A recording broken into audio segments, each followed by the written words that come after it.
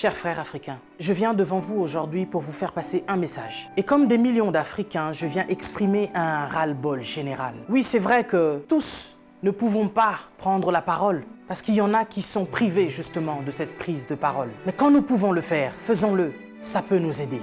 Ça peut nous fortifier. Et donc, cette vidéo a pour but d'aider un Africain quelque part où tu te trouves, dans un coin du monde, à comprendre qui tu es et surtout à te fortifier. Cette vidéo est surtout pour bannir ce complot, cette théorie de la peur qu'une fois encore les colons mettent en place pour tuer davantage d'Africains. Nous sommes passés par de multiples choses et nous avons survécu. Et donc, ce qui nous arrive aujourd'hui, nous survivrons, chers Africains. Nous vaincrons. On nous parle d'épidémie, on nous parle de pandémie, on nous parle même de guerre. Mais laissez-moi vous dire que nous ne sommes pas seulement en guerre, nous les Africains. Nous sommes en deuil, nous sommes en deuil. Nous sommes en deuil depuis des siècles. Depuis que les colons ont mis leurs pieds sur notre continent. Depuis que nous avons été colonisés. Depuis qu'on nous a volé ce qui nous appartenait. Depuis que des gens mal intentionnés ont compris la valeur du continent africain. C'est depuis ce jour-là que nous sommes en deuil. C'est depuis ce jour-là que l'Africain, l'homme noir, meurt. Nous mourrons depuis des siècles. Nous mourrons à petit feu, mais nous mourrons en masse. Ce n'est pas le Covid-19 qui va venir nous faire peur. Ce n'est pas cette épidémie qui va venir nous faire peur parce que nous sommes passés par des génocides. Et ce depuis... Laissez-moi vous rappeler une chose. Est-ce que vous connaissez un peu l'énocide colonial belge qui a eu lieu entre 1885 et 1908 par le roi Léopold II. Ce roi qu'on appelait humaniste philanthrope, il y a eu au moins un tiers de la population congolaise qui en est mort de ce génocide noir. On a coupé les bras à nos ancêtres parce qu'ils refusaient d'aller au front pour notre caoutchouc et notre ivoire. Et depuis, il y a eu tellement de génocides. Vous savez que nous avons été esclaves, pas seulement les 400 millions de déportés dans le monde, mais ceux qui sont restés même sur le continent africain sont aussi restés esclaves, et ce jusqu'à nos jours. Et oui, vous allez me dire que nous sommes au 21e siècle, bien sûr, mais nous ne sommes pas sortis de la colonisation. Vous savez, il y a des dates que l'on dit importantes, comme 1848, où nous parlons de l'abolition de l'esclavagisme. Il y a eu un décret qui a été signé. Chers Africains, on nous ment depuis 1848, où il y a eu l'abolition de l'esclavage. Nous avons jamais été décolonisés. Nous sommes toujours colonisés. Tout ce que nous faisons, ils mettent leur nez dedans. C'est vous qui ne comprenez pas. C'est vous qui ne comprenez pas que vous êtes forts. Nous sommes forts. Nous sommes puissants et nous sommes plus résistants qu'eux. C'est pour ça qu'ils ont peur de nous. Nous avons résisté au choléra, nous avons résisté à Ebola, nous avons résisté à la malaria, nous avons résisté au palu. Nous résisterons au Covid-19. Ils veulent vous faire peur. Ils veulent nous faire peur. Il faut être prudent. Oui, la Bible nous recommande d'être prudent, mais pas d'avoir peur. Ils nous alarment sur cette épidémie qui n'a même pas encore tué 100 000 personnes. Mais en Afrique, c'est des millions d'âmes qui se meurent chaque jour de la famine. Eh oui, laisse-moi vous éclairer, vous ouvrir les yeux. Je vous ai dit que nous étions plus qu'en guerre. Nous sommes en deuil. Nous sommes en deuil. Et c'est depuis qu'on nous a colonisés. Nous n'avons même pas pu pleurer nos morts, pour beaucoup, parce qu'ils les entassaient dans des fosses communes. Parce qu'il y a encore, à l'heure où je vous parle, nos frères qui sont en Libye et dans tous ces pays que vous connaissez, où il y a encore la traite des Noirs. Les esclaves modernes, il y en a encore. Et vous imaginez avec ce fléau d'épidémie, il y a encore des fermes humaines aujourd'hui. Nos frères sont en train de mourir et nos dirigeants sont conscients. Mais que font-ils? C'est plus qu'une pandémie. C'est plus que cette épidémie. On veut vous faire peur aujourd'hui. Lavez-vous les mains, lavez-vous les mains, lavez-vous les mains. Il n'y a pas d'eau potable. L'Africain, il est en train de mourir parce qu'il n'y a pas déjà d'eau potable. On se lave les mains. Ok, nous allons nous laver les mains. Mais avec quelle eau? Vous parlez de confinement? Oui, l'Africain veut rester chez lui. Il n'y a pas d'électricité. L'Africain va manger quoi? Et c'est aujourd'hui, comme par enchantement, cher président, que vous signez des décrets de crise. Et vous vous posez la question, comment vous allez faire pour nourrir la population? Mais de quelle population vous parlez? Ces gens meurent depuis des années. Il y en a qui sont au pouvoir depuis plus de 40 ans. D'autres qui sont morts parce que justement, ils ont été destitués. Si on ne les avait pas chassés du pouvoir, ils seraient encore en vie. Vous êtes sans pitié, cher président. Vous et vos dames de fer. Vos enfants, n'en parlons même pas. Ce sont des people. Vous êtes à l'image de vos parents. Mais vous qui gouvernez, qu'est-ce que ça vous coûte d'offrir des hôpitaux décents aux Africains? Vous savez, nous sommes ici en France. Les personnels soignants sont en crise, sont en larmes depuis des années. Ils crient au scandale de ce qui se passe dans les hôpitaux. Pour nous autres qui avons des membres de nos familles qui travaillent dans les hôpitaux, nous savons ce que c'est. Ils nous racontent l'enfer de ce qui se passe dans les hôpitaux français. Mais du moins, nous avons des hôpitaux décents. Mais nous crions à la crise sanitaire. Mais en Afrique, c'est comme si c'est maintenant que vous vous réveillez. Je n'arrive pas à dormir. Je me vois mal aller dormir sur mon lit.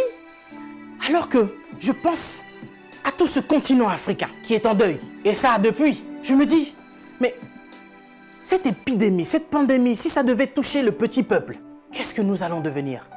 Mais Africains, laisse-moi te dire que nous avons vaincu toutes ces épidémies. Choléra, Ebola, malaria, palu. Nous vaincrons ce petit Covid-19. Nous sommes plus forts que ça. Nous sommes bien plus forts que ça. Peut-être que je ne suis pas au courant, mais jusqu'à présent, ceux qui ont apporté cette épidémie, ce sont des gens qui sont venus de l'extérieur, les étrangers. Et puis ça touche des personnes qui sont bien placées, des gens qui, je pense, ont une belle vie. Mais ce petit peuple qui vit dans des bidonvilles, ce petit peuple qui vit des conditions sanitaires incroyables, Dieu préserve ce peuple. Cher Africain, laisse-moi te dire que tu es fort. On veut t'affaiblir mentalement pour te faire comprendre que tu es faible. Et voici que ça fait des siècles que l'homme noir meurt de la drépanocytose. Personne ne cherche le vaccin. Personne ne cherche à soigner cela parce que, dit-on, c'est la maladie des Noirs. Mais soudainement, on nous parle d'un vaccin pour aider la population noire face à cette pandémie de Covid-19. Nous n'avons que faire de vos vaccins. Et nous n'en voulons pas. Si vous avez envie de faire des tests, testez vos animaux, vos chiens, vos chats. L'homme africain n'est pas un animal. Nous ne sommes pas des cobayes de vos labos pour que vous commenciez vos tests sur nous.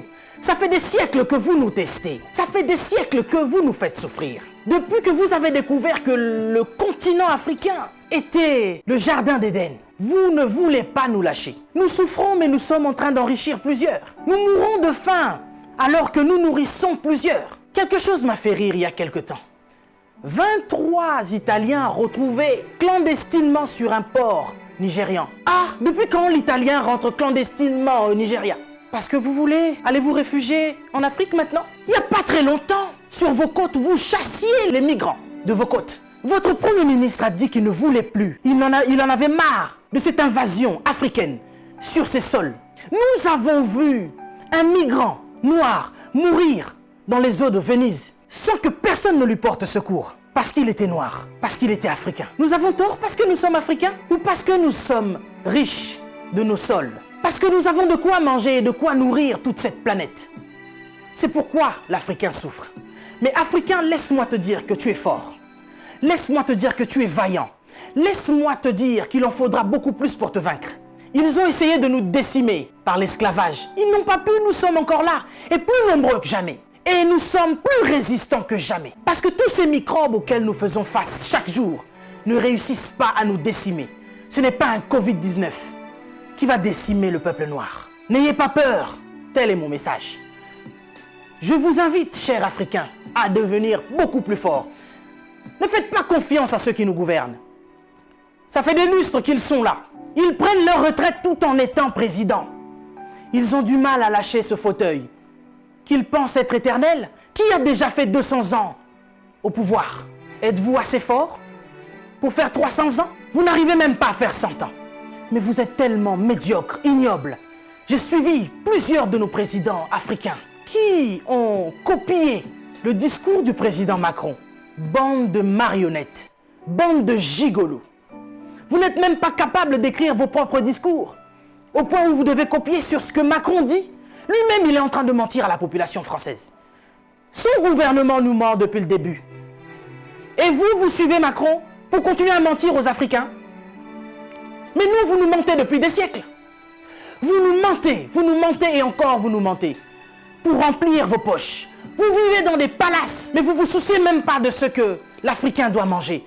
Oui, nous sommes en deuil. Et depuis des siècles, nous sommes en deuil. Parce que nous ne pouvons pas manger à notre faim. Parce que nous ne pouvons pas avoir de l'eau potable. Parce que nous ne pouvons pas avoir de l'électricité. Regardez à l'est de la RDC. Il y a un génocide qui perdure. Des gens meurent. Qui en parle? C'est sous silence. Et aujourd'hui, l'OMS vient nous parler de la pandémie, de l'épidémie, qui n'a même pas fait 100 000 morts dans le monde. Ces millions de Congolais qui meurent chaque jour. Qu'est-ce que vous en faites? Vous nous parlez de crise? Vous voulez prendre des décisions de crise? Mais nous, ça fait des siècles que nous sommes en crise. Qu'est-ce que vous faites, cher président? À part manger et boire et faire des fêtes. Vous parlez confinement? Oui, l'Africain accepte.